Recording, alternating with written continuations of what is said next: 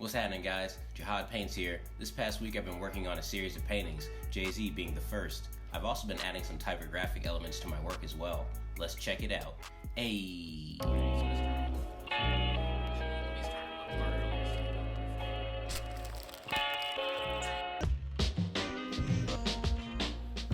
Jay-Z, rap mogul, billionaire, Rock Nation founder, a true pioneer. Painting Jay-Z has always been on my mind, but I just recently found a suitable picture. We'll get to the painting in a moment, but first I want to list my top 5 Jay-Z records. Reasonable Doubt. The album that birthed a legend is no game and lives up to its name. A presumed last-ditch effort, this masterwork in New York rap showcases Jay-Z's knack for effortless wordplay and infectious charisma. The production here is flawless, an excellent backdrop for his grimy but sophisticated hustling narratives. The Blueprint. After coming off a trail of albums loaded with features and commercial appeal, The Blueprint is a mostly solo ordeal, a snapshot of Jay-Z in rare form, rapping over buttery soul with unstoppable confidence and bravado. Tracks like You Don't Know and All I Need are massive. He simultaneously solidified his place in rap, put on a new sound and aesthetic, creating a template for early 2000s rap. American Gangster. A loose concept album, American Gangster cast Jay-Z in a familiar role, making for a luxurious coke-fueled affair. This should have been his comeback album instead of Kingdom Come. It has an air of focus I usually don't get from a lot of Jay-Z records, and these are some of the best beats he's rapped on in my opinion.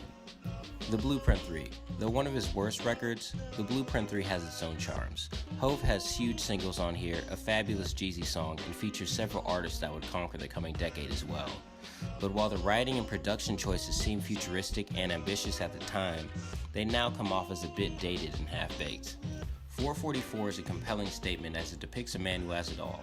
Great wife, family, but stumbles.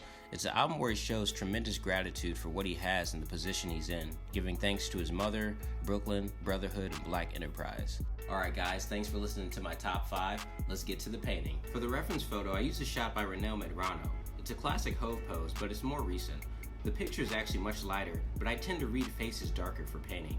For me, Jay-Z had 3 key features: his eyes, nose, and lips. His eyes have an intensity to them. I usually do eyes first and spread out to other areas of the face, usually focusing on darker areas first, like the caves around the eyes, hair, and eyebrows.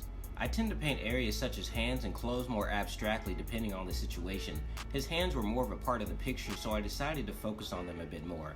The clothes are pretty abstracted, but there are areas to focus. I wanted to keep the navy blue and warm oranges as the key colors in this picture.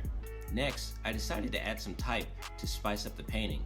I doodled some letters on the back of an envelope and put them into Photoshop. Type is a great way to add a sense of movement and boldness to the piece. I think it turned out pretty dope. Hey everyone, thanks for tuning in. Be sure to let me know what your favorite Jay-Z tracks are, and be sure to subscribe and follow me on Instagram. Stay safe and stay creative, guys. Ayy.